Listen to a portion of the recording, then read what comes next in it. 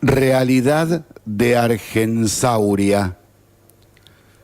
En la provincia de Buenos Aires aumentarán desde el 1 de mayo el monto asignado por alumno y por día para desayuno, merienda y almuerzo en las escuelas.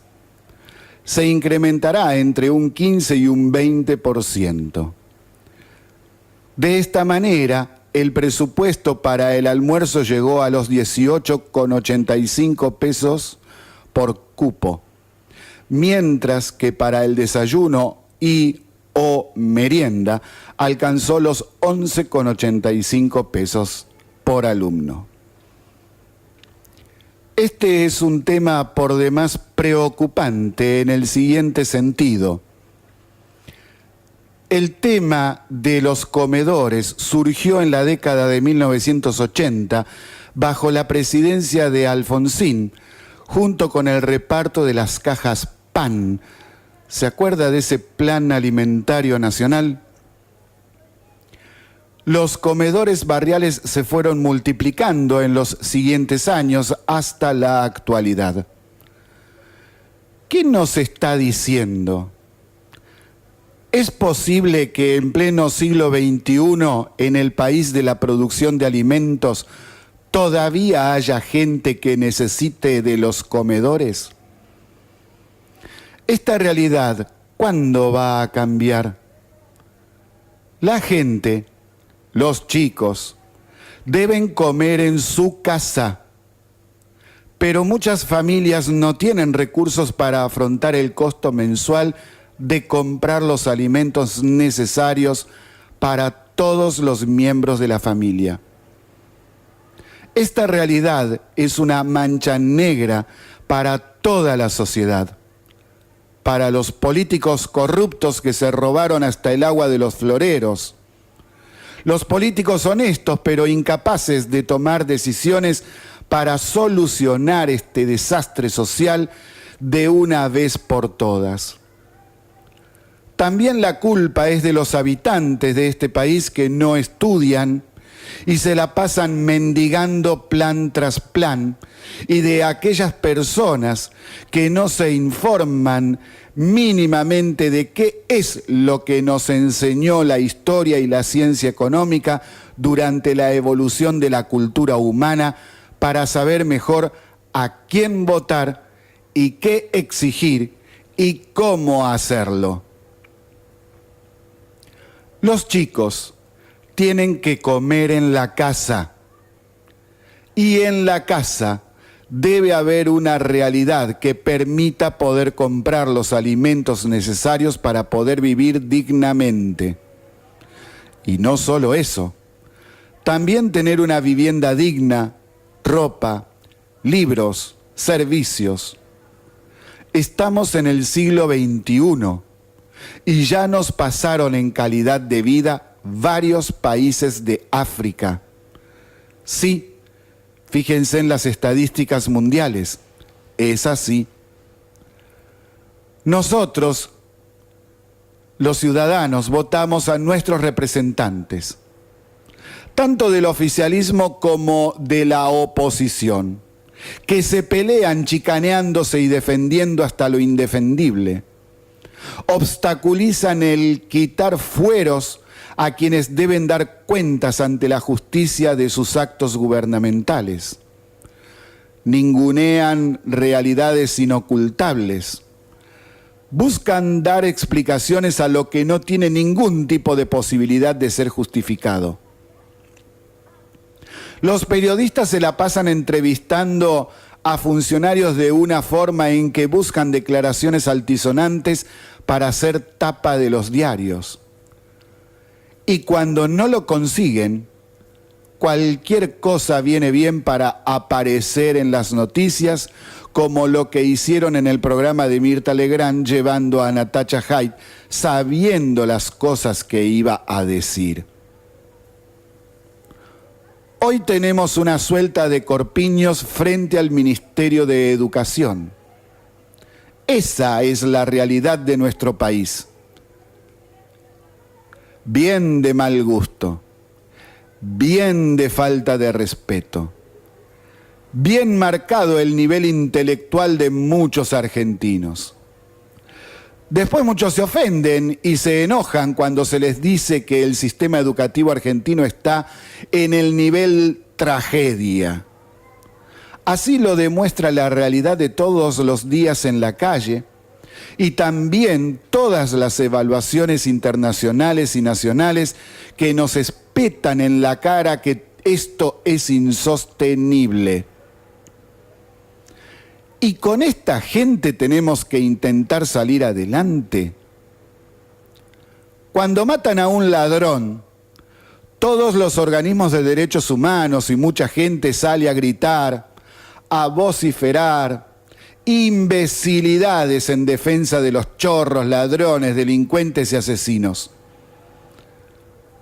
Y cuando matan a un miembro de las fuerzas de seguridad, ya sea policía o gendarme, hacen un silencio sepulcral. Nada dicen, nada expresan, nada de nada. Esa es nuestra realidad. Esa es la ausencia de valores básicos y fundamentales de nuestra realidad. Y mucha gente, fanática defendiendo posiciones insostenibles, defendiendo este tipo de cuestiones, defendiendo a políticos corruptos solo porque son de un partido político al que adhieren. No importa si es corrupto y se robó todo lo que pudo. Si es de tal partido, entonces sus adherentes salen a defenderlo diciendo que las acusaciones son mentiras. Pero las pruebas están y son inapelables. También se hacen denuncias truchas, como queriendo equilibrar la balanza y decir, pero ellos también roban, como si eso exculpase a los verdaderos delincuentes. Se discute a ver quién robó más, si de este partido político o del otro partido político. Señores, no es quién robó más, robó adentro. El fanatismo y la ausencia de valores, sumado al escasísimo conocimiento de mucha gente sobre cuestiones básicas de la economía, la política, la ciencia, etc., nos pinta un panorama muy poco alentador sobre la actualidad, sobre nuestro futuro y sobre las reales posibilidades que tenemos los argentinos de solucionar nuestros problemas. Problemas que hasta en África ya los solucionaron en varios países, como la inflación. Somos Argensauria. Somos Argensauria. Y mientras sigamos siendo Argensauria, el camino para ser una verdadera república argentina será duro y difícil de transitar. Así comienza Se Pudrió Todo. Ciudadanos, les informamos que desde ahora se pudrió todo. Buenas tardes a todos, estamos en Se Pudrió Todo, transmitiendo desde Radio City en su frecuencia de 88.7 MHz desde la ciudad de San Nicolás, provincia de Buenos Aires, República Argentina. Y este programa tiene una página web donde usted puede acceder a los audios de los programas ya pasados, también a informes de los que hacemos acá en el programa, los documentos sobre, por ejemplo, los datos que brindamos en las distintas noticias y en los análisis y en los informes, y todo esto se encuentra en sepudriotodo887.blogspot.com.ar. También nos pueden encontrar en Twitter, en Facebook, en YouTube y en Google Más o Google Plus. Y si quieren enviarnos algún mensaje, además de esas redes sociales, tienen un correo electrónico que es sepudriotodo88.7@gmail.com. Y vamos directamente con las noticias locales. Recordamos, como ya venimos haciendo en algunos programas anteriores, que está la campaña para la vacunación antigripal. Recuerden las embarazadas, los niños de 6 meses a 2 años de edad, el personal de salud y todas las personas entre 2 años y 65 años con enfermedades respiratorias, cardíacas y también los sanos, todos. Está habilitada la campaña. Entonces, sería interesante que se aprovechara, principalmente para los chicos. También recordamos que quizá, luego de la vacuna, por 2 o 3 días se sienta un poco decaído. Y bueno, es lo lógico y lo normal, no se asuste. El tema es que la vacuna, hasta que haga su efecto y nos forme los anticuerpos necesarios para pasar este otoño e invierno, necesita que pasen unos 10 días. Así que no se haga problema. Si en los 2 o 3 primeros días se siente un poco decaído, es normal. Y ahora una buena noticia para San Nicolás. Resulta que designaron a la directora del Museo de la Casa del Acuerdo por concurso nacional de oposición y antecedentes. Es decir, no es de las que fueron nombradas a dedo o por cuestiones políticas o porque no había a quién poner. Acá se hizo el concurso como correspondía, no solamente para nuestro Museo de la Casa del Acuerdo, sino para varios del resto del país. Y acá, al Museo de la Casa del Acuerdo, vendrá como directora la licenciada María Paola Rosso Ponce. Repito, María Paola Rosso Ponce, que es museóloga y licenciada en comunicación institucional. Su formación es de la Universidad Nacional de Rosario y luego en España.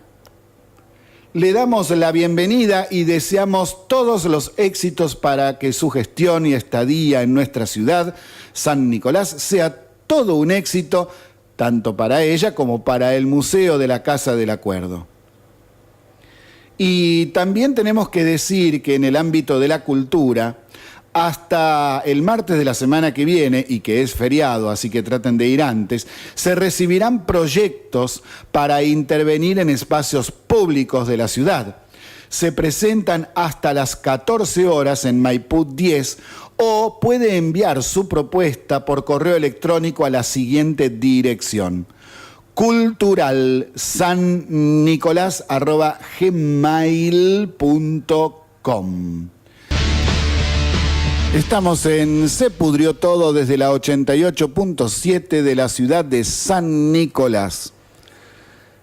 Y sí, como usted ha visto en la década del 70,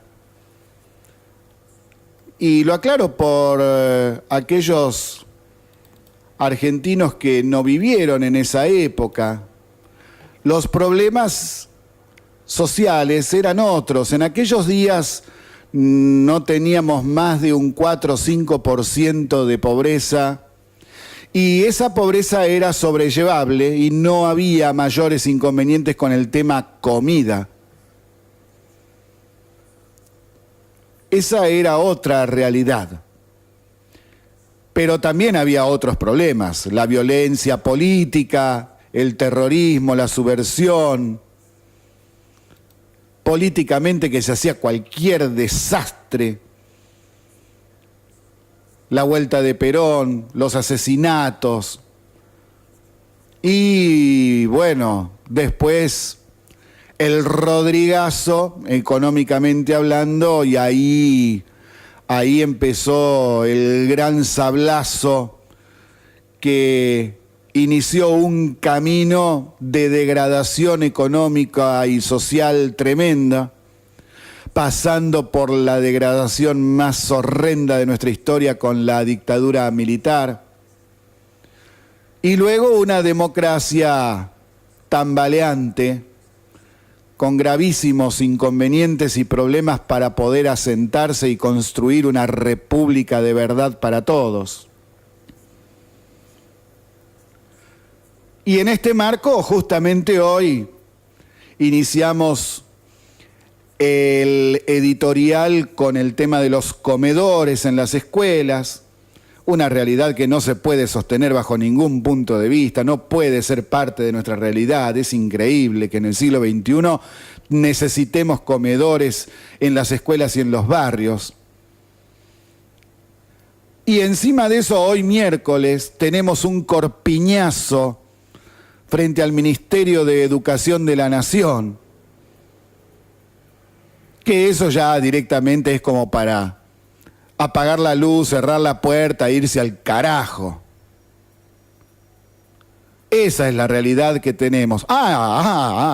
Y encima hay hoy un paro docente en la provincia de Buenos Aires. Y bueno, y sí, ya está, estamos en el quinto infierno o en el séptimo infierno del Dante. Hoy hay paro docente en la provincia de Buenos Aires. Algunos docentes hacen el paro y otros van a dar clase normalmente. El porcentaje de adhesión de docentes al paro no llegó en promedio en toda la provincia al 39-40%.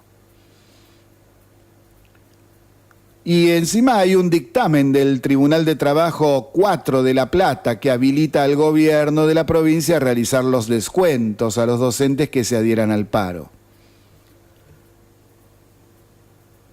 El viernes pasado hubo otra reunión paritaria que fue la última que tuvieron y que no aceptaron la oferta realizada los sindicatos, y entonces ahí llamaron al paro para el día de hoy.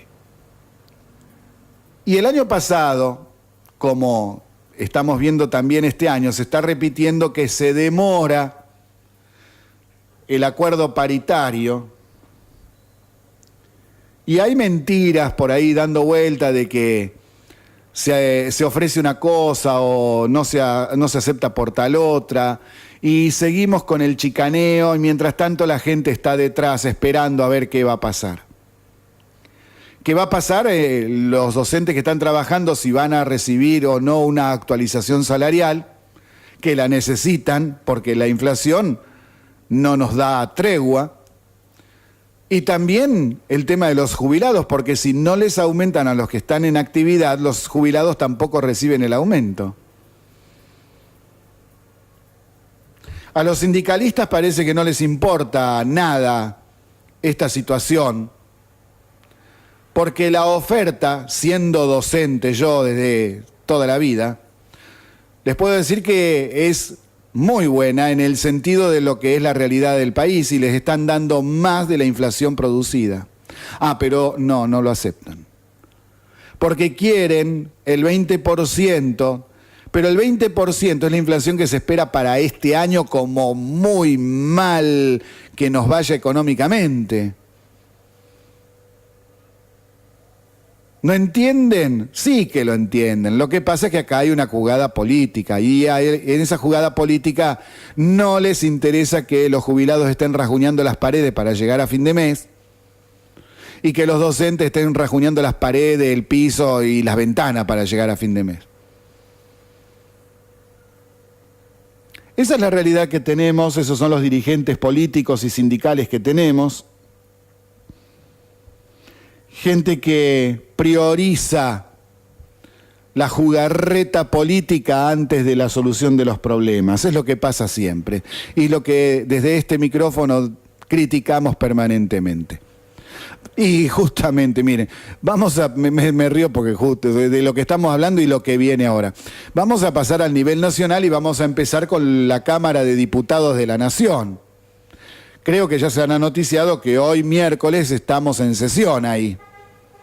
Hoy la oposición logró poder constituir el quórum para tratar el tema de las tarifas. También estuvieron presentes los diputados de Cambiemos, no como la semana pasada que no dieron quórum. Los opositores, en general, porque no son todos, se pusieron de acuerdo en apoyar una moción por la que promueven que los aumentos de tarifas no sean mayores a los de los salarios y exigen la reducción del IVA en las boletas de servicios. En cambio, dentro de los opositores, el Frente para la Victoria propone volver atrás con los aumentos. Es algo que es demencial y además es imposible de realizar. Se alcanzó el quórum pasado el mediodía para iniciar la sesión, pero como es un tema puesto sobre tablas, es decir, no pasó antes por comisión, la cantidad de votos para aprobar el tratamiento de los proyectos debe ser de 2/3 de los votos, es decir, 2 de cada 3. Y Cambiemos adelantó desde el inicio de la sesión que no dará voto afirmativo para alcanzar ese porcentaje. Entonces ya llevamos más de 5 horas de discursetes que ya se saben que no llegan a nada porque no van a alcanzar los 2/3 de los votos. Entonces, ¿para qué están ahí discutiendo? Para salir en los diarios. Es patético lo que está pasando. Mire, si usted tiene YouTube, puede esta noche, si quiere, ahora no porque nos está escuchando a nosotros, entrar al canal de la Cámara de Diputados de la Nación Argentina y ver ahí la grabación o la transmisión en vivo si es que todavía siguen hablando pavadas. Varios opositores saltaron de sus bancas para criticar la postura del oficialismo, realizando críticas a las decisiones tomadas por el gobierno. Entonces, de un lado y del otro, opositores y oficialismo, comenzaron los discursetes de los diputadetes, haciendo chicanas y declaraciones altisonantes y hasta con frases totalmente fuera de lugar. Es decir, lo de siempre, ninguna novedad. La Cámara de Diputados de la Nación es un cambalache, da vergüenza ajena. Les tiro un ejemplo, qué sé yo, un ejemplo nada más de las cosas que se están diciendo. Axel Kicillof aseguró que Cambiemos fue al Congreso a piquetear contra la gente, porque la calle se expresó con la marcha de las velas y con el ruidazo y bajaron no para dar quórum, sino para bloquear que se aprueben los proyectos. Esto es parte de la infame estafa electoral, dijo Kicillof, por la cual llegó a la presidencia porque Macri prometió que no haría un tarifazo. Entonces el oficialista Mario Negri afirmó que se está ante uno de los problemas más serios, uno de los íconos que dejó la hipoteca mayor del gobierno anterior. La AFIP dependía de un colega nuestro, que era ministro de Economía, refiriéndose a Kicillof. Dijo Negri, cuando un empresario de los combustibles hizo el negocio más grande, se quedó con 8.000 palos del bolsillo de la gente, como agente de retención, y no se calentó, ni se mosqueó por exigirle un peso.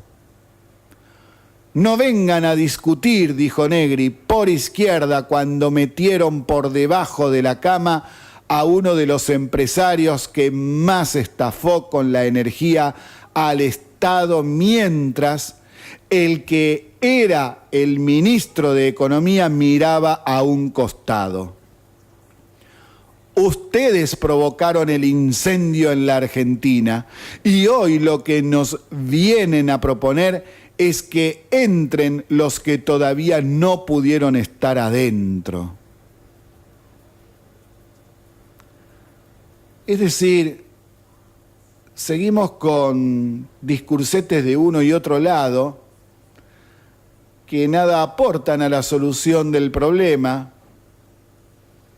Son todas declaraciones altisonantes nada más que para salir en los diarios. Ese es el nivel de nuestros diputados. Les traigo solo dos ejemplos de los más pasables. Ni se imaginan las cosas que pasaron hoy en el Congreso, si no lo escucharon. Si lo escucharon, ya saben de qué le estoy hablando.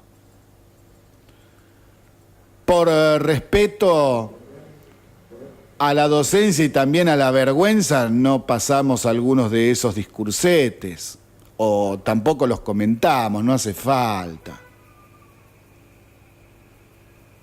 Si los políticos representantes de los ciudadanos no se ponen a trabajar como corresponde, en vez de dar y ser una esperanza para encontrar solución a los problemas, seguirán siendo parte del problema.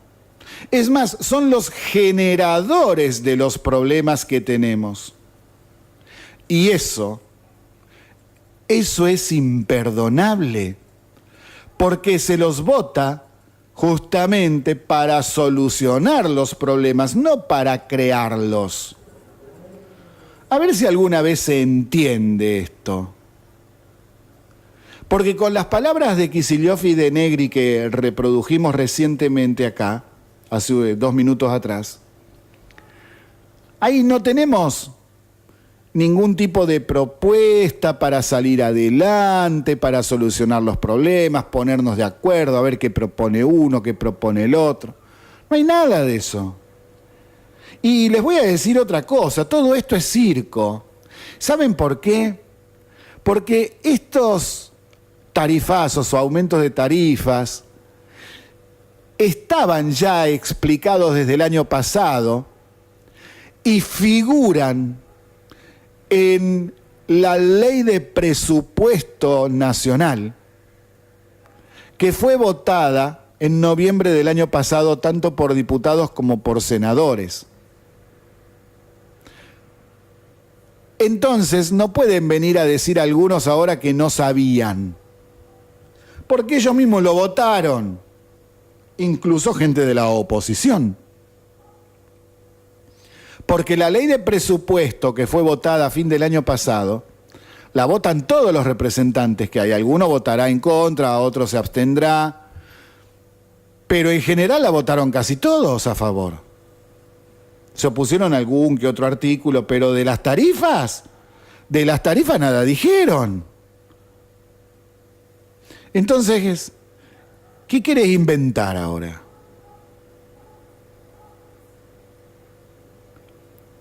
Y ayer con el tema del aborto comentábamos el lamentable nivel que tenían y demostraron los diputados presentes y la comisión en general, porque fueron menos de la mitad de los diputados que deberían haber estado para escuchar a los que exponían. También ayer comentábamos el lamentable nivel de violencia de los proabortistas en general. En realidad ya lo dijimos varias veces con muchos ejemplos. Ayer les decíamos en general que había violencia gestual en el trato con las demás personas, el vandalizar edificios públicos y privados con pintadas, rompiéndolos. Violencia en el intercambio entre personas, en los textos, en los discursos, en los gritos, en las amenazas. Ahora comentamos otro ejemplo más. Resulta que ayer salieron a la calle los proabortistas y vandalizaron, escuche bien, todos los monumentos de la ciudad de La Plata. Repito, todos los monumentos de la ciudad de La Plata. No solo con pintadas, sino además le ponían pañuelos verdes a las estatuas. Sí, a las estatuas que están en las plazas públicas. No solamente en La Plata, en otras localidades también, por ejemplo, en Berisso y Villa Elisa, etc. Lo más ridículo de todo es que pusieron pañuelos a estatuas religiosas y de gente que por sus ideas y sus propias declaraciones y escritos, estaba en contra del aborto, como Arturo Jaureche, Juan Domingo Perón y Eva Duarte de Perón, porque también sus bustos fueron vandalizados.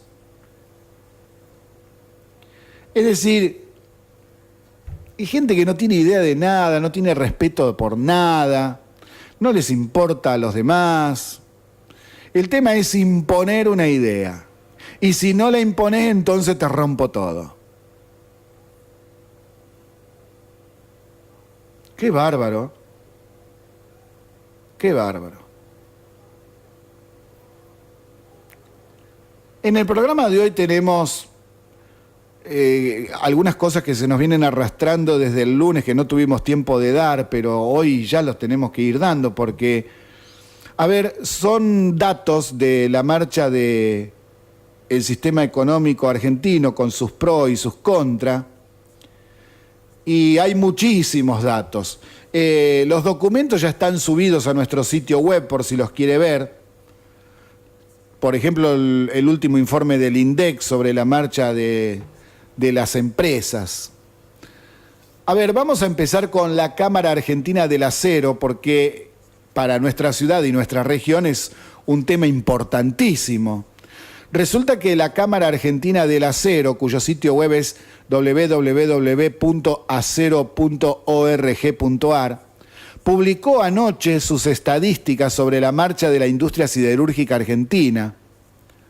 Por los datos dados, podemos observar que la producción de marzo de 2018 aumentó y mucho.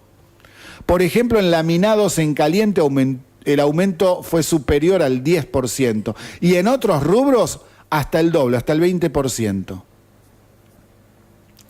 Esta para nuestra región es una muy buena noticia, sobre todo teniendo en cuenta que gran parte de este aumento se debe a las gestiones del gobierno nacional ante Estados Unidos para evitar el arancel que su presidente Donald Trump puso a la importación de materiales importados de estas industrias. Argentina fue exceptuada de estos aumentos del nuevo régimen de aranceles de Estados Unidos.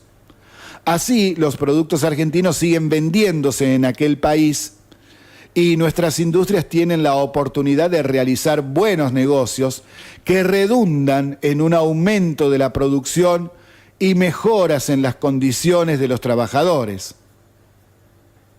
Veremos si esto se ve reflejado en el cierre de la paritaria salarial, que todavía está sin solucionar y en conflicto. Es más, estaban planteando algunos paros en los días próximos. Bueno, vamos a ver cómo marcha este asunto. También CAMME, que es la Confederación Argentina de la Mediana Industria, dio a conocer sus últimos datos. En marzo tuvo un crecimiento del 3,6% comparado con el del año anterior. Esto significa que ya van 9 meses seguidos con cifras positivas de crecimiento. En los primeros 3 meses del 2018, la actividad de las pequeñas y medianas empresas aumentó un 2,9%. Ayer decíamos que hubo 2 actividades con caídas, que fueron los productos del caucho y el plástico, con el 1,5%, y el calzado y la marroquinería con el 2,4%. Los rubros que más crecieron fueron material de transporte, el 11,5%, productos de metal, maquinaria y equipamiento, el 9,3%, minerales no metálicos, 4,5%, alimentos y bebidas, 3,4%, maderas y muebles, el 1,9%. Y ahora usted se preguntará, ¿a qué se debe que en los últimos programas en Se Pudrió Todo estamos llenando de datos y subimos los informes al sitio web? Bueno, porque hay que recordar de dónde venimos. Venimos de una Argentina en donde durante muchos años no tuvimos datos de nada. A fines del 2006, por orden del presidente Néstor Kirchner, Guillermo Moreno interviene el Instituto Nacional de Estadísticas y Censos, el INDEC. Y entonces, desde el año 2007, en adelante, no tuvimos ningún tipo de cifra que sea verificable, verídica, cierta, verdadera, nada. Y además Moreno prohibió a las consultoras privadas publicar estadísticas. Entonces, lo que tuvieron que hacer las consultoras privadas fue esconder sus estadísticas, no publicarlas, o publicarlas en internet, pero con una contraseña para los socios o los clientes de determinados estudios jurídicos y contables.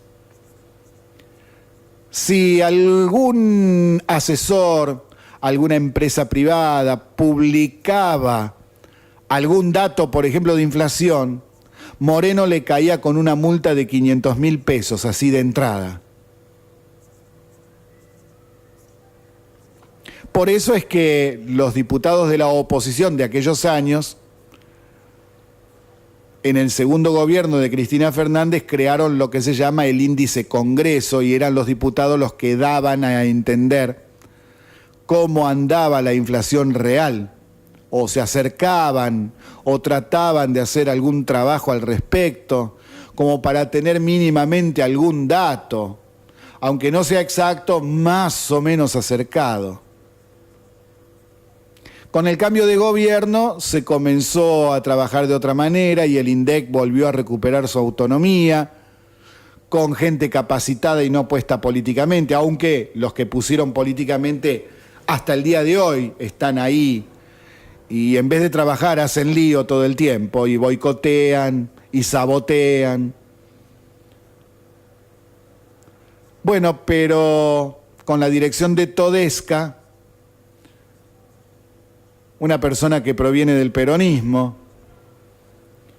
el INDEC recuperó gran parte de su operatoria para recaudar datos y se terminaron las prohibiciones para que los privados, las consultoras, las cámaras, pudieran publicar sus datos, que antes lo tenían prohibido, no les dejaban publicar nada. Bueno, ahora no hay problema en eso y lo publican, y entonces tenemos que ir poniéndonos a tono con este asunto, que en todo el mundo es la madre de las políticas a adoptar, porque si yo no tengo datos, si yo no tengo el número, no tengo conocimiento de lo que pasa en la realidad, y entonces hago un mal diagnóstico, y si tengo un mal diagnóstico, las medidas que voy a definir para tomar, para corregir algún rumbo, para mejorarlo, para solucionar algún problema, van a estar equivocadas. Es como el médico, si usted tiene una enfermedad A, pero el médico diagnostica mal y le dice que usted tiene J, le va a dar el remedio para J y no para A. Entonces, la enfermedad de A va a seguir o incluso se va a empeorar. Bueno, es lo mismo lo que pasa en la política y la economía del país. Entonces, por eso nosotros insistimos con algunos de estos números. Los que nosotros tiramos es un resumen de la cantidad de números reales totales. Seguimos en Se Pudrió Todo, siendo las 17:52 del 25 de abril de 2018. Y como les había dicho, tenemos muchos datos. Algunos les vamos a ir contando en forma resumida. Si usted quiere ver el informe completo de los distintos organismos, los tiene subidos en nuestra página web, sepudriotodo887.blogspot.com.ar, y ahí tiene usted toda la documentación si es que le interesa echarle una miradita. Bueno, ahora, antes de seguir con eso, yo voy a volver sobre el tema educativo porque, como decíamos, hoy está el corpiñazo. ¿Y de dónde miércoles sale esto? Esto sale porque esta semana parece que hemos tenido en los medios una diarrea de estupidización mental, haciendo notas a una alumna llamada Bianca, que tiene 18 años y todavía está en cuarto año, de una escuela secundaria pública de la capital federal. La directora la paró en un recreo para decirle que no debía asistir a la escuela sin corpiño. Eso es lo que dijeron los alumnos y ahora parece que esto no fue así, sino que le llamaron la atención por haber ido con una blusa con breteles que no tenía mangas y que eso está en el código de convivencia, en el acuerdo de convivencia y está en todas las escuelas porque, a ver, a mí también me pasaba en las escuelas que tenía que andar discutiendo hasta que lo pusimos en el acuerdo de convivencia que tenían que ser de manga corta o manga larga la vestimenta y sin breteles, porque ya sabemos lo que pasa después con esto. Y si te agachás en esas soleras que son no ajustadas al cuerpo, se termina viendo todo. Claro, después viene lo demás, ¿no? La alumna se retobó cuando recibió el reto y comenzó el desastre. Sus compañeras comenzaron una campaña en la escuela, yendo todas sin corpiños y con breteles, también con blusas. Y también por las redes sociales. El colmo de este desquicio se produjo ayer cuando en la escuela fueron gran cantidad de medios a entrevistar a la alumna. Eso es noticia. ¿No es noticia que 2 alumnos argentinos hayan clasificado para Olimpiadas de Física a nivel internacional? A ellos nadie les fue a hacer una nota, nadie les puso un micrófono, salvo el periodista Eduardo Feynman en su programa de televisión de A24. Ahora resulta que organizaron un corpiñazo frente al Ministerio de Educación de la Nación. Ese es el nivel de discusión por cuestiones de la educación en este país. Y después sucede que los sindicalistas dicen que tenemos docentes del nivel de Finlandia. Los progresistas dicen que todo vale y todos son derechos. Sindicalistas, progresistas y políticos del anterior gobierno dicen que las pruebas y evaluaciones al sistema educativo no sirven y que dan resultados alarmantes por lo bajo que son los resultados.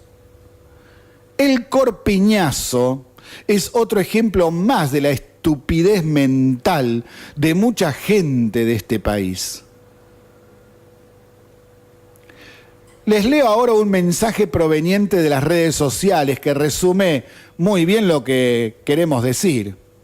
Cito: Estados Unidos, : alumnos de biología molecular y bioquímica desarrollan un hongo que degrada el plástico.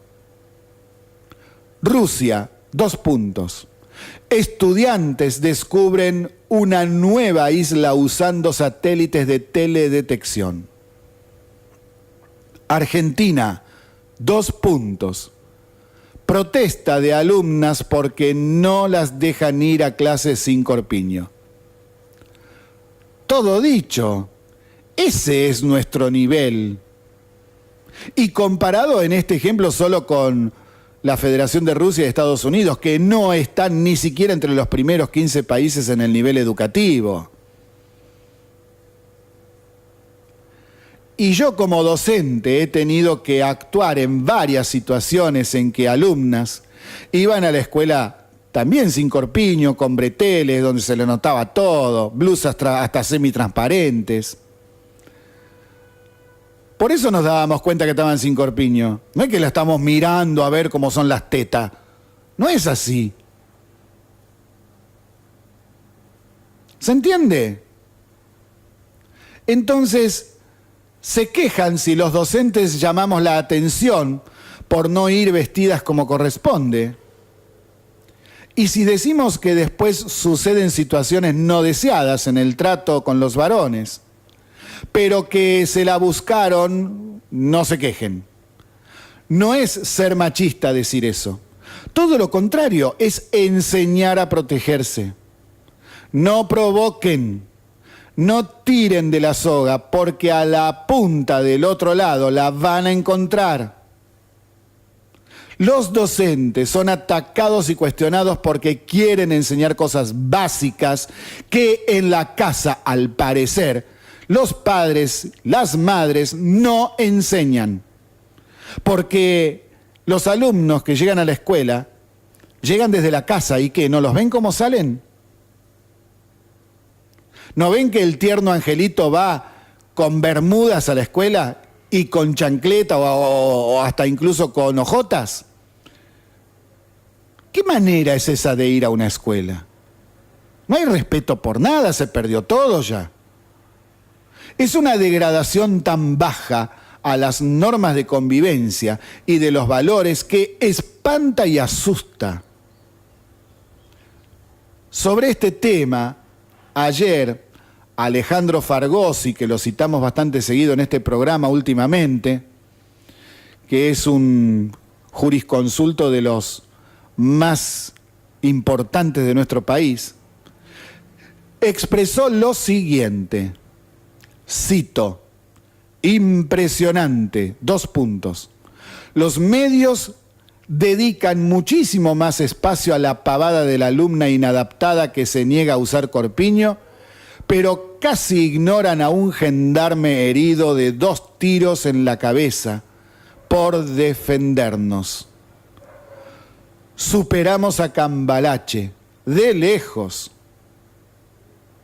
El nivel de estupidización es tan grande en este país, tan grande, que resulta inconcebible que haya gente que se prenda en estas cosas.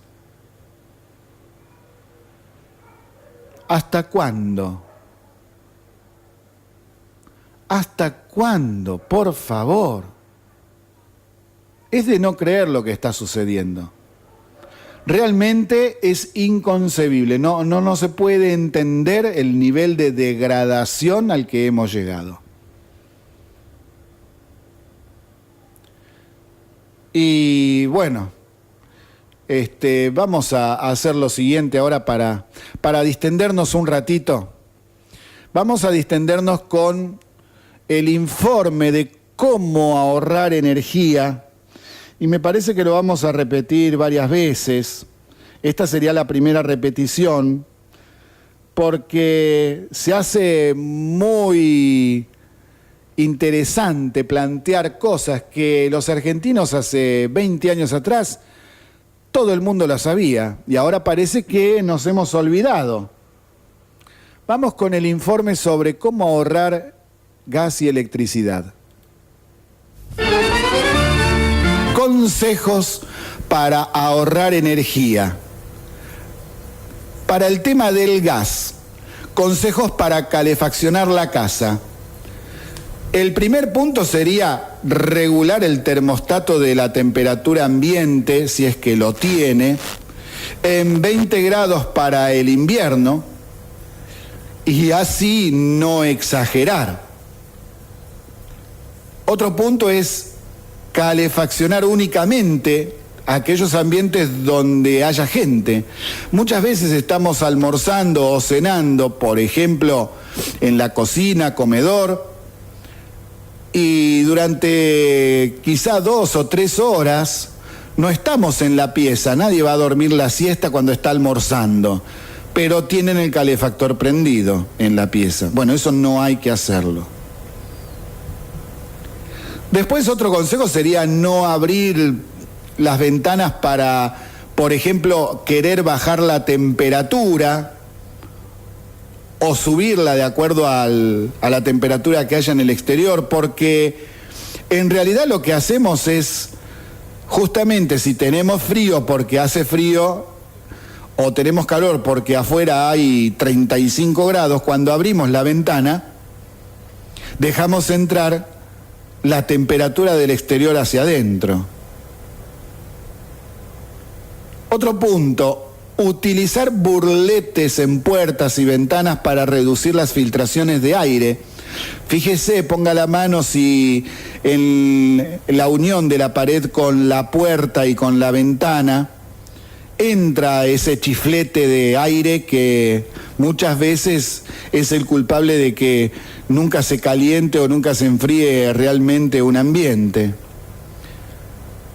Otro punto respecto de los consejos para calefaccionar la casa: apagar la llama del piloto del calefactor cuando no se esté usando, porque esa llama, sumado todos los días y todas las horas prendidas, influye mucho en la cantidad de metros cúbicos de gas que se gastan al mes. Ahora, consejos para usar agua caliente. Usar agua caliente de la canilla solo cuando sea estrictamente necesario. ¿Necesita lavar los platos, todos los platos y todos los vasos luego de comer con agua caliente? No, depende de qué, si hay grasa o no hay grasa. Entonces, utilice, siempre que sea posible, el agua fría. Hacer lo posible por ducharse en un tiempo razonable, que no supere los 10 minutos. Evitar mezclar agua caliente y fría para regular la temperatura. Mejor hacerlo con el control del artefacto de gas, sea el termotanque o el calefón. Si necesita abrirla fría es porque está saliendo muy caliente. Bueno, entonces para la próxima, fíjense en qué temperatura estaba y bájelo un poquito. Usar una ducha con flor de disperse bien el agua. Verificar que las canillas estén cerradas correctamente luego de usarlas. Y este tema de la ducha es importante. Si usted no sabe realmente cómo limpiarlo, porque sale para cualquier lado, sale poquito, desenrósquelo. Súbase un poquitito con la mano, desenrósquelo y luego que lo saque, desármelo y sáquele todo eso blanco que hay ahí, pegado. Eso es lo del agua dura que tenemos en San Nicolás. Sáquelo con un cepillito o sumérjalo en vinagre un ratito y va a ver cómo cambia la experiencia del baño. Consejos para cocinar. Usar el horno con moderación. Consume lo mismo que 2 hornallas encendidas al mismo tiempo. Tapar siempre la olla. Apagar o reducir la llama de la hornalla cuando la cocción llegue al punto de hervor. No permitir que la llama de la hornalla supere el diámetro de la olla o recipiente, porque eso que surge por el tarrito, por la ollita, por el costado, no está calefaccionando prácticamente nada. No está cocinando nada, se va para arriba. Recordar que las ollas y el horno no son para calefaccionar el hogar. Se gasta mucho más que una estufa o un calefactor. Es decir, no trate de no usar el horno o las hornallas para dar calor. Trate de usar otros medios. Si no los tiene, bueno, un ratito. Y apagar la hornalla y el horno cuando se termine de usarlos. Hay mucha gente que por ahí saca lo que tiene en el horno o en la hornalla y se olvida de apagarla y están todos almorzando o cenando y no se dan cuenta que quedó prendido. Fijarnos, tener cuidado con eso. Y ahora nos vamos a la electricidad, a ver qué consejos tenemos para este tema. Los voy a ir numerando porque también son varios y a lo mejor nos perdemos en la explicación. 1. Apagar las luces al dejar una habitación. Es una verdad de perogrullo, pero haciendo esto se puede ahorrar entre el 8 y el 20% de la energía destinada a la iluminación. 2. Mantener limpias las lámparas, porque esto supone un ahorro de hasta el 20%. Un foco sucio pierde hasta la mitad de su luminosidad. Pasarle un trapito con la luz apagada, nada de que esté mojado, un trapito seco. De vez en cuando viene muy bien. 3. Sustituir focos incandescentes por bajo consumo OLED, que utilizan hasta un 80% menos de la energía y además duran miles de horas, mucho más que las lamparitas comunes. Los mejores son los de LED. Son un poquito más caros, pero prácticamente consumen tan poco que lo va a ver perfectamente bien en la boleta cuando le venga la factura para pagar. 4. Utilizar sensores de iluminación para que las luces solo se prendan cuando sea necesario. Esto es parte de lo que se llama domótica, la llamada casa inteligente, tema del que ya estamos preparando un informe. Es decir, esto es cuando uno entra a una habitación, se prende la luz y cuando uno se va, se apaga automáticamente. Entonces nos ahorramos del olvidarnos de apagarla cuando nos vamos. Esto hoy lo pueden conseguir en cualquier casa de iluminación, es un aparatito que se enchufa a la red. Lo que pasa es que los precios varían mucho, pero ya vamos a dar el informe. 4. Con los aires acondicionados, utilizarlos con una temperatura de 24 grados o más al termostato. Prenderlos cuando considere sofocante la temperatura ambiente. Antes de eso, es preferible prender un ventilador porque consume muchísima menos cantidad de electricidad. 6. Al finalizar la carga de la batería de un celular, notebook o tablet, desconectar el cargador porque sigue consumiendo.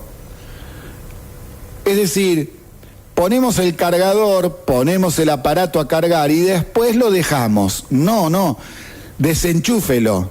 Cuando usted desenchufa el teléfono, la notebook, desenchufe también el cargador porque sigue consumiendo energía. 7. Computadoras. Cuando no la utilice, apague el monitor, que es lo que más consume. La computadora en sí, si no la está utilizando, consume muy poco. ¿Vio que se apaga sola? No hay problema con eso. El tema es el monitor. Aunque sea de LED, consume bastante. 8. Televisor. No dejarlo prendido a modo de compañía. En muchas casas se prende a las 6 de la mañana y se apaga a las 23, a las 24 horas. Cuando se van a dormir. Y lo dejan prendido todo el día, incluso cuando la gente no está en el lugar, puede estar lavando ropa en el lavadero, por ejemplo. Los televisores LED también consumen mucha energía. No es porque sean de LED consumen poco, no. Y sobre todo aquellos que han comprado televisores de 32 pulgadas o más. Hasta de 55 pulgadas tiene eso, consume muchísimo. Consume menos que los de tubo viejos, pero igual consumen mucha energía. 9. Colocar la heladera separada de la pared 10-15 centímetros para una mejor circulación del aire en la parte de atrás, que es justamente donde está la rejilla donde se ventila el calor que saca del interior. Y evitar abrir y cerrar la puerta reiteradamente. 10. Usar el lavarropas a plena carga y en programas cortos. Evitar la función de secado, ya que es la de mayor consumo, porque al secar prende unas resistencias eléctricas y da calor y el tambor gira muy rápido para expulsar el agua. Trate de lavar siempre con agua fría. Si elige el programa de agua caliente, el consumo de electricidad será muy grande. 11. Los electrodomésticos en modo stand-by, ¿vio? Cuando tiene la lamparita roja esperando y nosotros con un control remoto lo activamos, consumen un 10% de toda la energía del mes. Sí, en serio, todo eso consumen. Se recomienda apagarlos por completo en el caso de que se pueda, en otros no, depende del modelo. Fíjese de los electrodomésticos que tiene a ver qué función es la que corresponde a apagarlo. 12. Configurar en modo ahorro de energía los equipos que no se pueden apagar. Esto es para que los equipos más modernos, por ejemplo, una computadora se apaga sola luego de unos minutos de no tener actividad. Lo mismo sucede con el equipamiento de las nuevas tecnologías, como los routers para internet, ventiladores de techo y de pie, iluminación, etc. 13. Microondas. Los hornos de microondas son el cuco. Mucha gente dice, uy, ¿cuánto debe estar costando la energía de esto? No lo prendas mucho. Bueno, les tengo la siguiente novedad. Gastan menos que el horno eléctrico o la hornalla de gas si es para calentar comida. Pero para cocinar por varios minutos ya el asunto cambia porque gastan con mucha electricidad. Gastan mucha electricidad. Es decir, el microondas, si es para calentar algo, no hay problema. Úselo que la cantidad de energía que va a consumir va a ser menor que si calentara la comida con gas o en el horno eléctrico. En cambio, si al horno microondas usted le tiene que dar un programa de 15, 20, 30 minutos, bueno, ya ahí el asunto empieza a cambiar, porque va a consumir mucho más. 14. Estufas eléctricas. Tremendo consumo, terrible. Cuidado, traten lo posible de no usarlas. Son muy pocos los modelos que prometen que gastan poco, pero en realidad eso no existe. Las estufas eléctricas son las que más consumen, son tremendas. Y ahora, en general, para el gas y la electricidad, 3 puntos. El primero, cuando tenga que comprar un aparato a gas o electricidad, siempre hay que elegir los de clase A. Eso significa que gastan menos que otros aparatos del mismo tipo, pero de clase B, C, D. Entonces usted pida siempre los de clase A, que gastan menos, son los más modernos. Segundo, tener todos los aparatos eléctricos y a gas en buenas condiciones. Deben realizarle una revisación anual como mínimo a los aires acondicionados, calefactores, termotanques y a las cocinas. Tercero, si tiene posibilidades económicas o está construyendo, vea la posibilidad de poner un equipo calentador de agua solar. Da resultados muy buenos, incluso en invierno. Con esto tendrá agua caliente en toda la casa sin gastar un solo centavo. No es chiste, es así. Y sobre viviendas y ambientes, hay 4 puntos que voy a destacar. Hay que tapar todos los agujeros y rendijas que existan hacia el exterior. Puede ser con mezcla, con trapos, con burletes, y esto es tanto para invierno como para verano. Porque en verano nosotros lo que queremos hacer es bajar la temperatura en la vivienda y en invierno queremos subirla. Si dejamos algunos agujeros o rendijas grandes, entonces la temperatura exterior se va a querer igualar con la de adentro de casa. El segundo punto es, si tiene techo de chapa, ver la posibilidad de poner un entretecho a unos 30 centímetros debajo para que aísle el calor del día de verano, por ejemplo. Tercero, en los últimos 20 años se generalizó la construcción de viviendas con ladrillos huecos, puestos en una fila y de canto. Esto casi nada aísla del exterior. En verano te mata el calor y en invierno te congela el frío. ¿Se puede solucionar? Y si es en planta baja y tiene lugar, levante una línea más de ladrillos como si fuese una ampliación de la pared en su ancho. Esto un poquito más aliviará.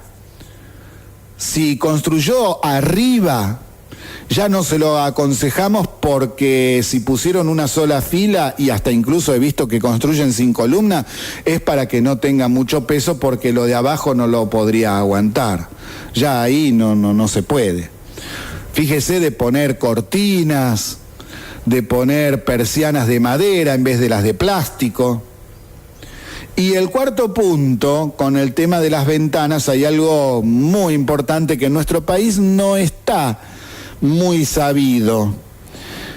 Hay unas ventanas que hay que pedirlas especialmente, que tienen doble vidriado, es decir, tiene dos vidrios separados uno de otro por una distancia de medio centímetro, 5 a 7 milímetros, y ese aire que está entre los dos vidrios amortigua muchísimo lo que es la diferencia de temperatura entre el interior y el exterior de la casa. Tener ventanas de este tipo puede incluso tener una diferencia de temperatura de entre el 7 y el 20%. Y esto haría incluso que no sea necesario prender un aire acondicionado o prender una estufa en algunas circunstancias. Seguimos en Se Pudrió Todo desde la 88.7 de la ciudad de San Nicolás para toda la zona de influencia. Y ahora vamos a obras públicas. Acá tenemos muchos datos que son positivos, son buenos desde un punto de vista, con algunas críticas que le hemos realizado en varios programas anteriores, que ya las vamos a ir planteando. A ver, sobre las obras públicas se difundieron datos de lo que se está realizando en las provincias y entonces saltó la duda. ¿Este gobierno solo le da dinero para obras a sus gobernadores y aliados? ¿Margina de la cantidad de dinero para obras públicas a aquellos gobernadores que son de la oposición? De los datos existentes se desprende que esto no sucede, que esa práctica de dar dinero para obras solo a amigos y aliados por ahora no se ha dado. Por ejemplo, en el diagrama de planificación que se trazó la Secretaría de Infraestructura Urbana aparecen las 10 provincias con mayor recepción de fondos en detalle. Así, Buenos Aires, aliada del Gobierno Nacional, recibirá este año un total de 9.119 millones para obras urbanas. La de Córdoba, de Juan Schiaretti del peronismo, 2.159.000 millones. 2.159.000 millones de pesos. Entre Ríos, 1.765 millones de pesos. Jujuy, 1.859 millones de pesos. Mendoza, 2.582 millones de pesos. Neuquén, 1.259 millones de pesos. Salta, 3.264 millones de pesos. San Juan, 2.371 millones de pesos. Santa Fe, 1.859 millones de pesos. Santiago del Estero, 2.115 millones de pesos. Y Tucumán, 1.239 millones de pesos. De esta manera, en el reparto global de fondos, más allá del detalle por provincias, se puede ver que la provincia de Buenos Aires terminará recibiendo más dinero que las otras provincias. Ahora, la zona del Plan Belgrano Norte, que tiene que ver con las provincias del noroeste argentino y del noreste argentino, reciben en total 12.166 millones de pesos. El centro del país, 10.786 millones de pesos. y la Patagonia 3.790 millones de pesos. El presupuesto para obras públicas fue el siguiente en los últimos años. En el 2016 se invirtieron en obra pública 632 millones, que fue además lo pautado en el presupuesto votado en noviembre del 2015, cuando todavía la presidente era Cristina Fernández. Pero el gobierno cambió y esos números para las obras públicas cambiaron también.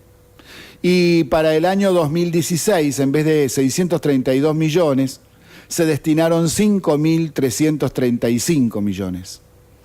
En el 2017 saltó la cifra a 8.562 millones de pesos y en el 2018 saltó ahora a 10.500 millones de pesos. Gran diferencia con lo que se hacía anteriormente. La mayoría de estos presupuestos estuvieron destinados a obras de cloacas, agua potable y pavimento que se esperan culminar durante el año 2019. En este año hay más de 600 obras públicas de gran porte a nivel nacional que se esperan terminar justamente en el año que viene. Esto permitirá liberar fondos y comenzar otras obras nuevas. Es decir, yo termino una obra, bueno, ahora no tengo más obras, estoy en cero. Bueno, entonces tengo un montón de posibilidades, ya que el dinero que antes gastaba ahora no lo tengo que gastar más. Entonces todo ese dinero lo puedo destinar para una parte a obra pública y por la otra parte a otros menesteres. ¿Por qué digo esto? Porque se ha iniciado ya este año, como adelantamos también para la obra acá en San Nicolás, desde San Nicolás hasta Rosario, de la ampliación de la ruta panamericana, la autopista, como usted quiera decirle, a tener 3 carriles. Esto ya está en la etapa esta de donde las empresas presentan sus propuestas. Y este sistema de PPP es un sistema para nosotros quizá nuevo, novedoso, aunque algunas obras en el pasado por este sistema ya se hicieron. Pero esto permite liberar fondos al Estado Nacional, ya que el grueso del dinero proviene de la actividad privada.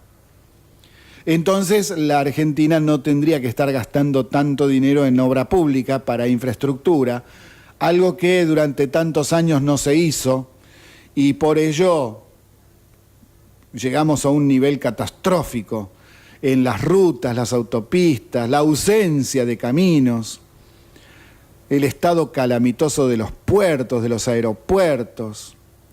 Es decir, ya saben a qué me estoy refiriendo.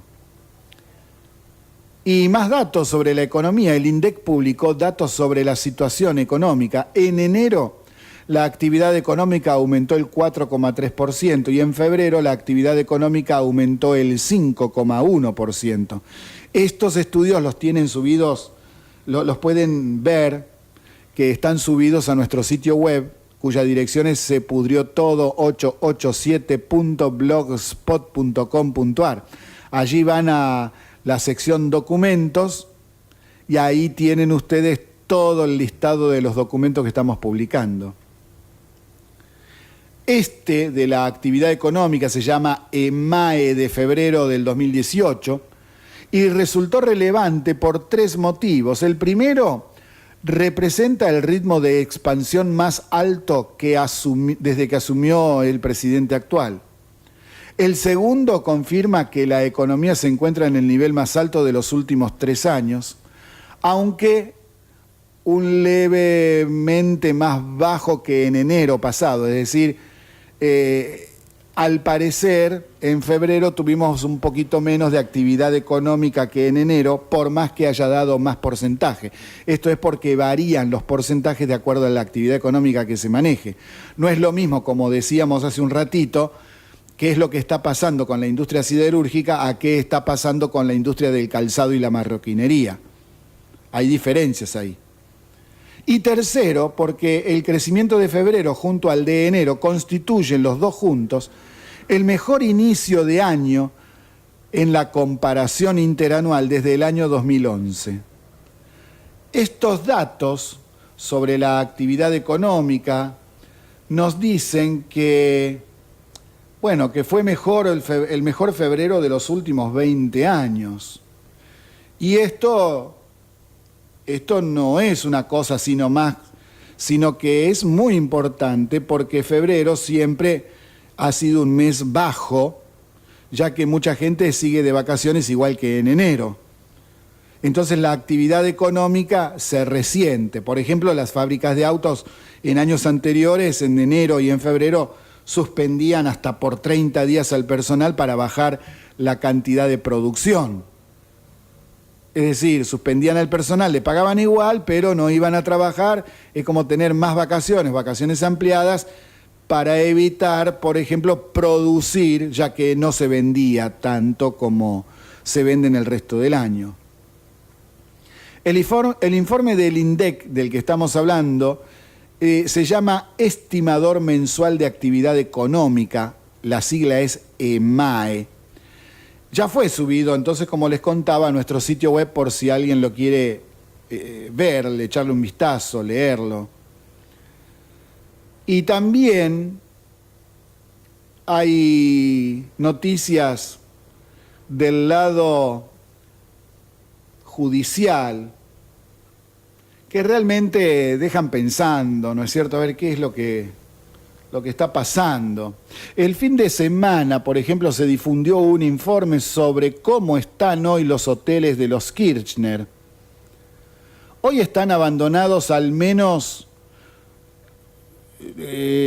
el de Alto Calafate, porque este ha sido alquilado a una sociedad que también se dice que son de testaferros, de la familia. Bueno, vamos a ver judicialmente qué es lo que pasa.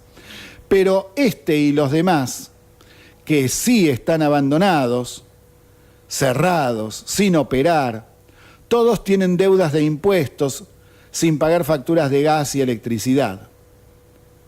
La época de mayor movimiento de caja ya ha demostrado que era falso. Fue entre el 2009 y el 2013 en el que facturaban más de 25 millones de pesos anuales, alquilando habitaciones que nunca se ocupaban. Por ejemplo, se las alquilaban a aerolíneas argentinas y a empresas de Lázaro Báez. Miles de habitaciones de reserva. No se usaban. Por eso eran robos al Estado Nacional y retornos sobre la facturación de obras públicas. Esta situación es otra muestra y prueba más de que esos hoteles solo existían para lavar dinero proveniente de negocios sucios y de robarle dinero al Estado. Cuando ya no fueron gobierno y se les cortaron esos negociados, los hoteles no sirvieron más para su objetivo y los dejaron, los cerraron, o el del Alto Calafate que lo alquilaron. La justicia los tiene en la mira, pero no funcionan, no están abiertos, y el Alto Calafate tiene serios problemas también en cuanto a lo que pagan. Hay una diferenciación muy grande entre cuanto a lo que pagan y el dinero real que les entra. Entonces, una cosa es mentir y decir yo ocupé durante el 2017 15.000 habitaciones. Se ocupa el cuarto 15, se ocupó muchísimas veces, se ocupó 150 veces durante el año. Y así cada uno, por ejemplo. Cuando en realidad eso no es verdad. Entonces lo hacen pasar como una entrada de dinero que en realidad no existió, sino que es dinero sucio que proviene de otro lado. Así es como lavan la plata.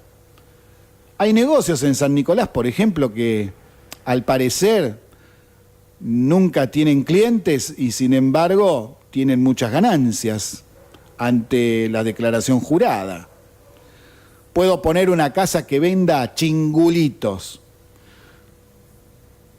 Es un invento el chingulito, es para el ejemplo, ¿no?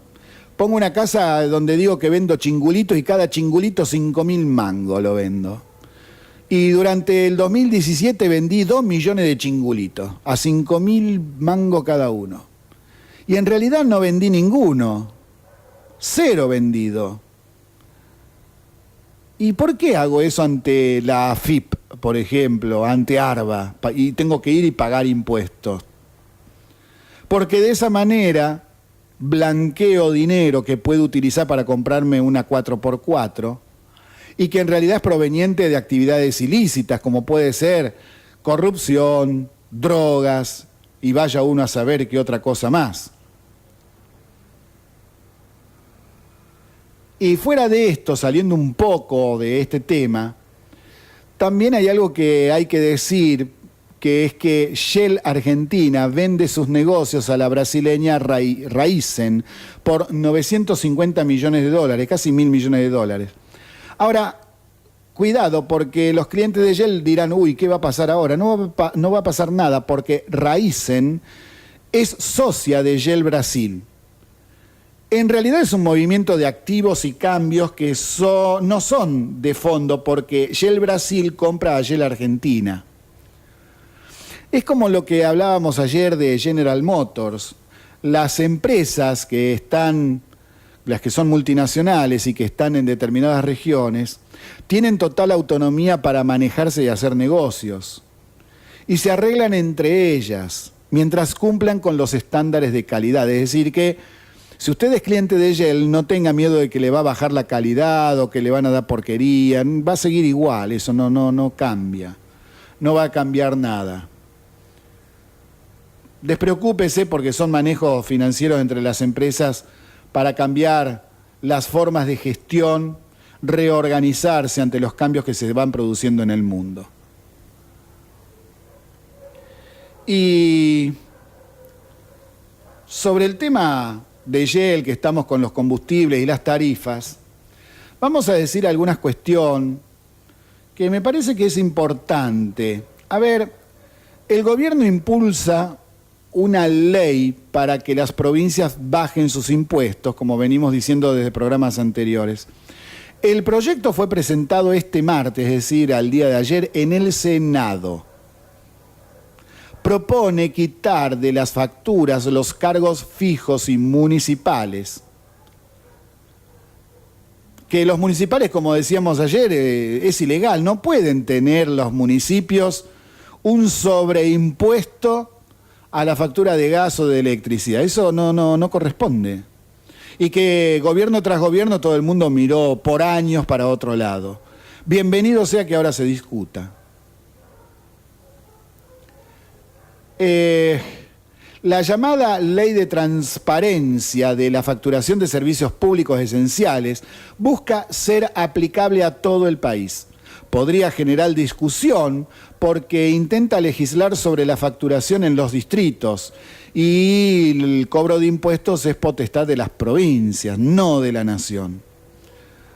En la Casa Rosada argumentaron que el proyecto no se meterá con la política tarifaria de las provincias, al remarcar que los poderes ejecutivos y no las legislaturas tienen solo facultad de fijarlas. Y sí, es cierto, o sea, la tarifa la pone el Poder Ejecutivo, no el Legislativo.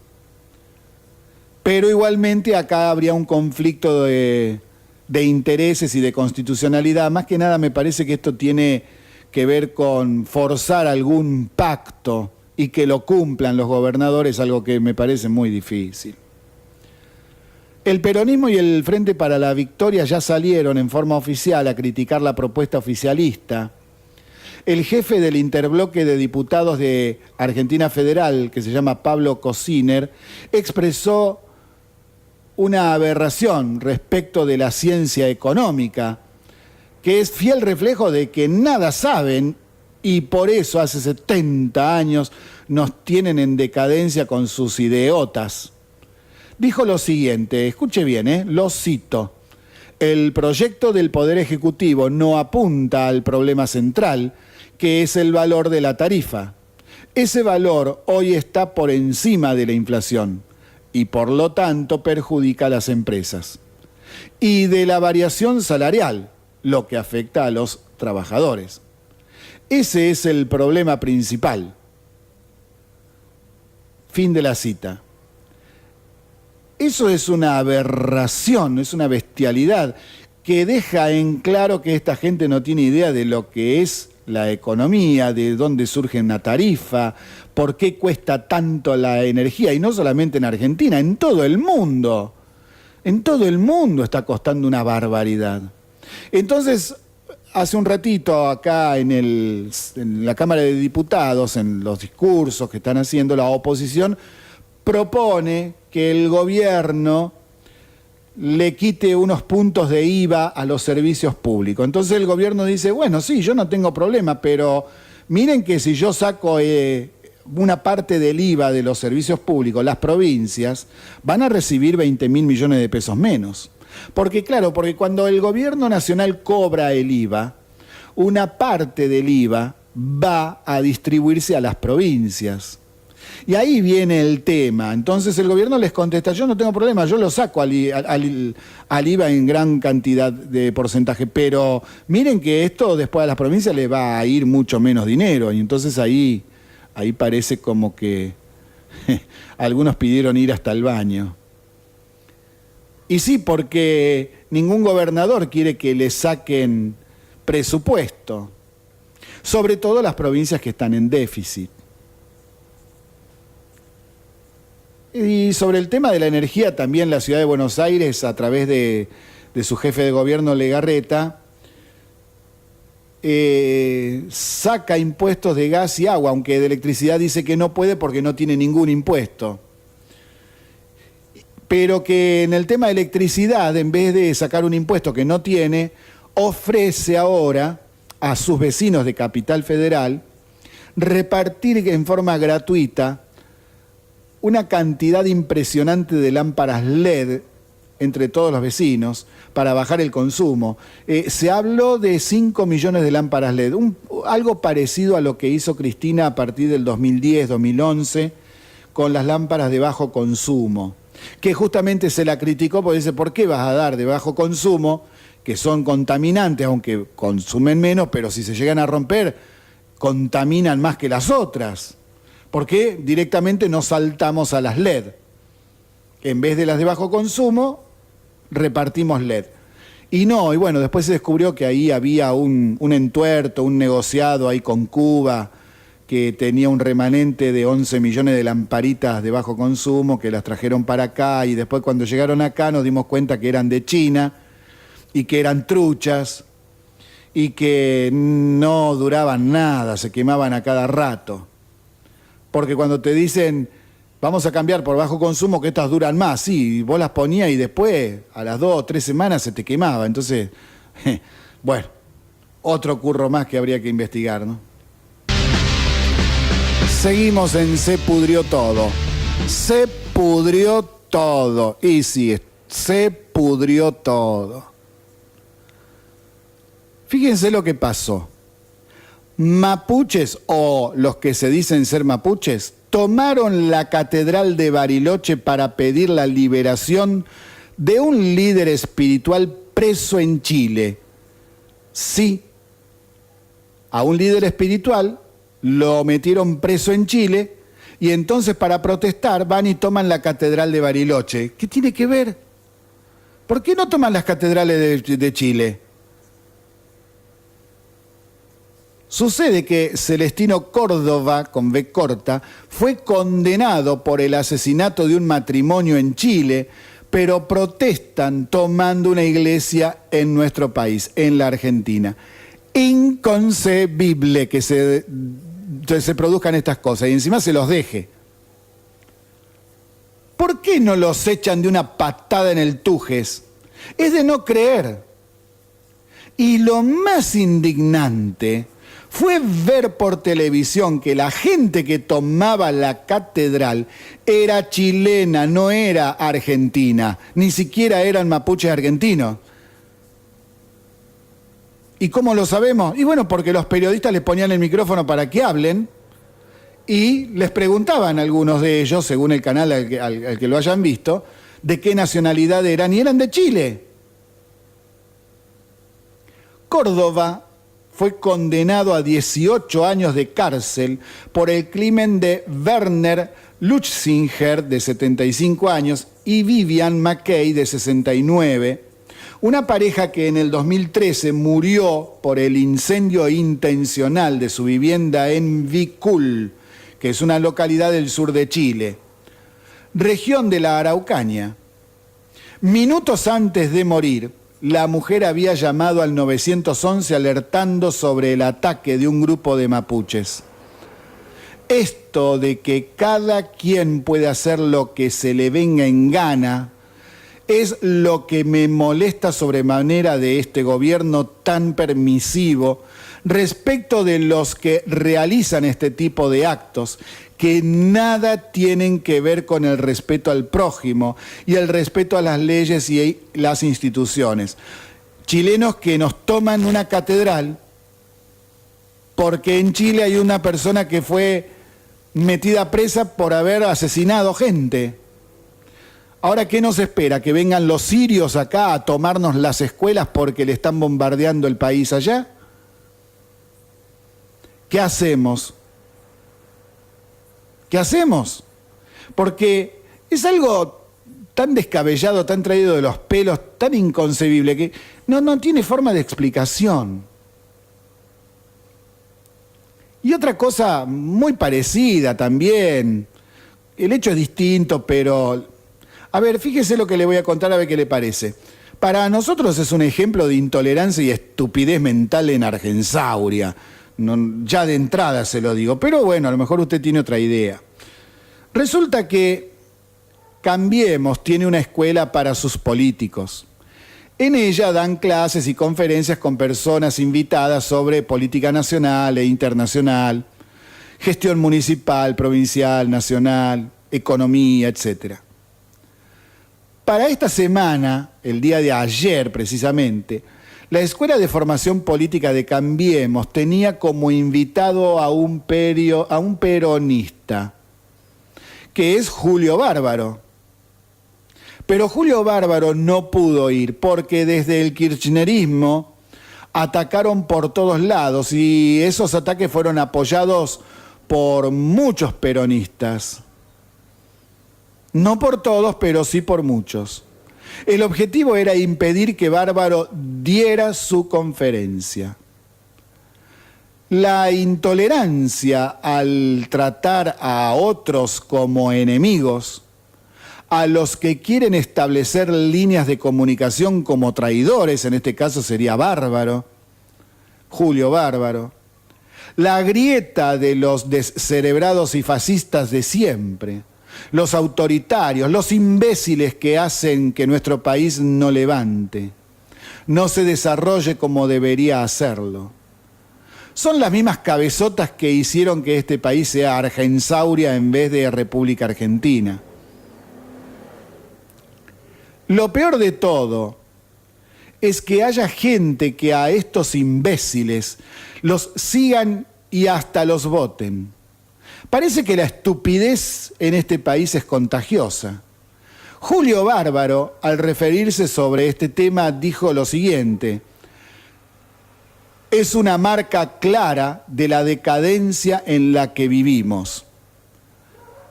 Pero no estoy tan de acuerdo del todo con lo que dice Julio Bárbaro. A ver, repito lo que dijo: es una marca clara de la decadencia en la que vivimos. ¿Y por qué no estoy de acuerdo del todo? En parte sí, pero el asunto es porque esa marca la tenemos hace muchísimos años. Y justamente cuando parecía que la Argentina la había dejado atrás con la derrota de Rosas de 1852, su propio partido, señor Bárbaro, el peronismo, la volvió a escribir en las entrañas mismas de este sufrido país. Es decir, si usted es de los autocríticos, esta crítica debe hacérsela porque lo escuché hacerse muchas otras autocríticas, me parece bárbaro, muy bien, pero sobre ese tema no. Y ahora le tocó a usted, ¿vio? Y nos toca a todos los argentinos el no poder hablar el haber tenido también una realidad en los últimos años en donde hasta en las familias, no solo los amigos, sino las familias se han distanciado por cuestiones de no poder intercambiar civilizadamente y con respeto distintas ideas y pareceres sobre política, economía, sociedad. Y a esto, como les contaba en algunas oportunidades el año pasado, lo empecé a ver muy fuertemente luego del conflicto con el campo en el año 2008. Ya se veía en años anteriores esto, pero en menor medida. Ahora, esto explotó en el 2008 y ya en el 2009, en el ámbito educativo, ya sea universitario, terciario, secundario, esto entre los docentes ya era terrible. Había docentes muy sacados que trataban muy mal a los demás y querían imponer su idea, y si alguien no tenía una idea como la de ellos, entonces te insultaban, te gritaban. 2009. Bueno, bárbaro, ahora le tocó a usted, ¿vio? Y proviene de su partido. Si usted está trabajando en la intervención del Partido Justicialista Nacional para mejorarlo, bueno, esperemos que pueda avanzar en eso y en resolver algunos problemas de este tipo que son realmente lamentables. Bueno, ya nos estamos yendo de Se Pudrió Todo y nos vamos con una noticia que nos quedó pendiente de ayer, que no tuvimos tiempo de darla. Vamos a hacerlo bien cortito, porque ya nos tenemos que ir. Sobre el decreto 70-2017 de Macri, respecto de esto de plantear la expulsión de los extranjeros que cometan delitos, y que comentábamos ya varias veces, sucedió que la Cámara de Casación, la Sala 4, confirmó la constitucionalidad de la Ley de Migraciones en casos de expulsión de extranjeros. Porque el artículo 64 es lo que dice que hay que expulsar, es posible expulsar, extraditar a los extranjeros cuando cometen delitos acá. Y que esta ley, como contamos en otros programas anteriores, fue obviada por muchos jueces durante muchos años. No por todos, no por todos, pero sí por muchos. Bueno, ya se cayó la denuncia entonces presentada por Berbisky, el CELS y todos esos organismos de derechos humanos que salen a defender a los delincuentes y ni una palabra dicen cuando los delincuentes matan o hieren a los miembros de la fuerza de seguridad. Esa es la realidad. Nos vamos hasta mañana. Muchas gracias por habernos acompañado y les tenemos varias cositas para mañana muy importantes. Muchas gracias y sí, hasta mañana a las 17 horas.